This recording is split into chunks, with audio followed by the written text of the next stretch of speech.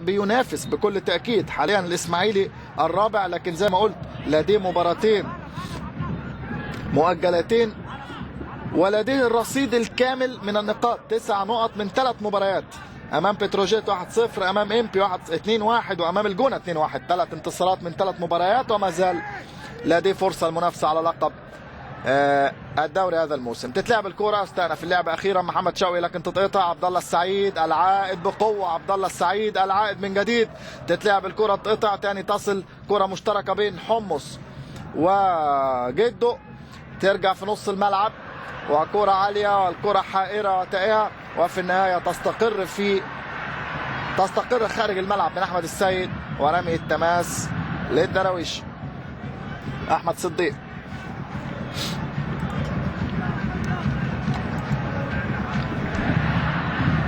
برا الملعب، تاني رمي التماس لكن للنادي الأهلي هذه المرة. تتلعب الكرة، محمد شوقي يستلم، يلعبها ناحية اليمين لفتحي، لشوقي، يتحرك كويس فرانسيس، ياخد مكان، حاول انه يمرر لكن مر ومشيت مع الكرة. ادي فرانسيس يلعبها لشوقي فتحي، لكن وصلت لفرانسيس تاني على حدود منطقة الجزاء، والكرة عرضية لكن اتقطعت، والمرتدة الخطيرة ادي جودوين، لكن يقطعها شهاب، يضغط شهاب، يمرر الى فرانسيس، برضه بوظ الهجمه فرانسيس، ضيعها، اتقطعت، تصل لحمص، تاخر حمص في التمرير، واللعب اصبح تعاوني جدا بين لاعبي الفريقين الان. المباراه بدون حسابات وبدون، لكن مش للدرجات دي اهدي الكوره، لكن في صفاره من حكم اللقاء، وبركات يبدو ان الخطا عليه، خطا على بركات مع احمد خيري. احمد خيري ايضا انضم المنتخب فتره، لعب 3 مباريات دوليه، خامة رائعة جدا، وخطأ بالفعل، وضربة حرة للنادي الإسماعيلي. هذه العرقلة من بركات، حتى لو مش قاصد، حتى لو مش متعمد، وهو بيجري رجله خبطت لمست في أحمد خيري، فقد اتزانه خيري ووقع، واتحسبت ضربة حرة. النادي الأهلي خلاص حجز المركز الثاني، الترجي في المجموعة الأولى في المركز الأول، مواجهة الإسبرانس في الطريق 1 أو 2 أو 3 أكتوبر في القاهرة، 15 أو 16 أو 17 أكتوبر العودة في تونس، في رادس أو في استاد المنزه، لا أعرف تحديدا، والنهائي بإذن الله 29 أو 30 أو 31 أكتوبر، والعودة 12 أو 13 أو 14 نوفمبر. نتمناها عربية البطولة بإذن الله، 3 أندية، 3 فرق عربية، الشبيبة والترجي والأهلي في مواجهة مازيمبي فقط. حامل اللقب له كل الاحترام والتقدير، لكن عليه أن يسلم لقبه هذا الموسم، ويكفيه الفوز بلقب الموسم الماضي. كان فاز في النهائي على هارتلاند اللي مع الأهلي والإسماعيلي في المجموعة، فاز عليه 1-0 في مباراة العودة بعد الخسارة 2-1 في الذهاب في نيجيريا. كرة إلى شوقي، تقدم شوقي، يعدي نص الملعب، يلعبها بنيه لكن تخبط، ترجع له تاني شوقي، لكن مفيش حلول. الاسماعيلي مقفل كويس، مارك فوتا عامل حائط وساتر دفاعي امام لاعبي النادي الاهلي. ادي احمد فتحي، حاول مرور، يرجع لورا، يقع فتحي وعبد الله السعيد، وفي النهايه الضربه الحره من نصيب النادي الاهلي. ادي جودوين، خطا على جودوين. محمد طلعت الى شوقي، هل يسدد شوقي؟ لا، مرر ناحيه اليمين لجدو، يجري جدو، يستلم، يلعبها جميله جدا داخل منطقه جزاء، لكن يبعدها الدفاع. تاني فرصه للتسديد، تتلعب الى فرانسيس، لكن ضاعت من فرانسيس، بقت هجمه مرتده. عبد الله السعيد، وخطا من احمد فتحي، بيلعبوا على بعض فتحي وعبد الله. الخطا المرة اللي فاتت كان عبد الله السعيد، المرة دي على أحمد فتحي، والمواجهة يبدو أن هذا السيناريو سيتكرر كثيرا، والمواجهة هتكون متكررة بين عبد الله وفتحي. جدو على الأرض، محمد ناجي جدو هداف أنجولا، هداف مش هداف منتخب أنجولا، هداف مصر طبعا في أنجولا، في بطولة أنجولا، يعني في أنجولا 2010 في يناير الماضي، البديل السوبر لكابتن حسن شحاتة. بينما الآن هناك بديل آخر في النادي الأهلي، وهو شكري، أحمد شكري. هل يشارك؟ هل يخسر حسام البدري تبديل بدري في هذه المباراة بعد أقل من نصف ساعة، لسه في الدقيقة 27. ومين اللي واقع على الأرض؟ أدي فرانسيس، وجده كان بيتعالج. هل هيقدر جده يكمل ولا هيخرج وينزل أحمد شكري؟ هنشوف إيه اللي هيحصل في هذه الدقائق القادمة. تلعب الكرة أمامية لأحمد سمير فرج، يلفها عالية داخل منطقة الجزاء لجودوين. استلام كويس من جودوين، لكن وقع، فقد اتزانه، يحاول استعادته من جديد. طلعت يضغط لكن خرجت الكرة وضربة مرمى للنادي. الكرة في الشباك طبعا، وجمهور الإسماعيلي يعني الجمهور يريد هدف آخر. وكما قلت هناك جمهور جاء وزحف وراء النادي الأهلي من القاهرة إلى الإسماعيلية. وجده شكله مش هيكمل جده.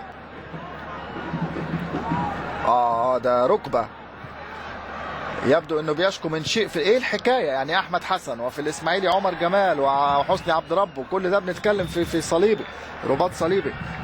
نتمنى الشفاء باذن الله، سليمه باذن الله لجده، والافضل طبعا انه يخرج لحين الاطمئنان عليه. اذا شكري هينزل. ادي تسديده من بعيد، لكن ايضا تمر بعيد عن المرمى. هذه المره من عبد الله الشحات، الاولى كانت بالقدم اليمنى وفي الشباك، لكن التسديده الثانيه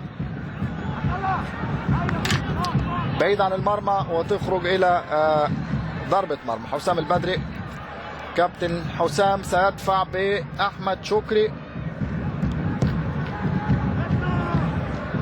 لاعب ذو مهارات خاصة جدا بقدمه اليسرى، قادر على فعل الكثير، ومن الوجوه اللي دفع بها ايضا حسام البدري بعد رحيل مانويل جوزيه. اذا هيكون هناك ايمن اشرف وشهاب وشكري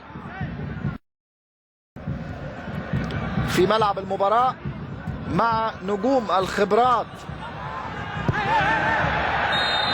والاسماء الكبيرة والنجوم اللامعة والبراقة، فتحي وبركات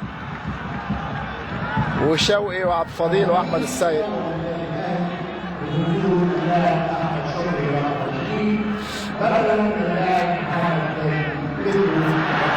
اذا اول تبديل يخرج جده للاصابه اللي نتمناها سليمه باذن الله، ويشارك شكري. تتلعب الكوره، ترجع ورا تاني النادي الاسماعيلي لحمص شادي محمد.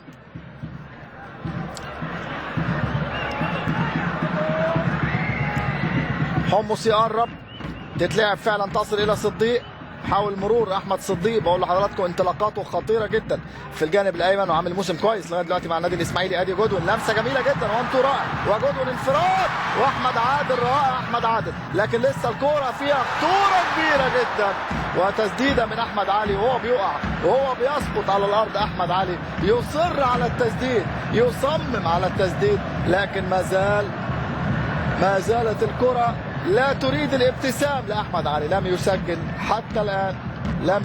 حتى الآن، لا في الدوري ولا في افريقيا. ادي جودوين، والكرة اللي انقذها احمد عادل وصحح خطأه الاول اللي كان في الكرة اللي وقعت من ايده قبل كده. واحمد علي يتابع الكرة لكن تمر بجوار القائم. فرصة خطيرة جدا نادي الاسماعيلي، لكن اجمل ما فيها هو الوان تو، هو الهات وخد اللي اتلعب.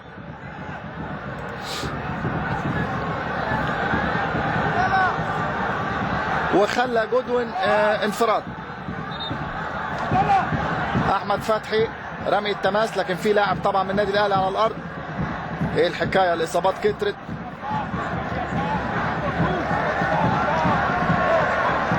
والحوار بين شوقي وجيروم دامون وفرانسيس ايضا تدخل في الحوار. الليبيري فرانسيس هو ليبيري دولي، لعب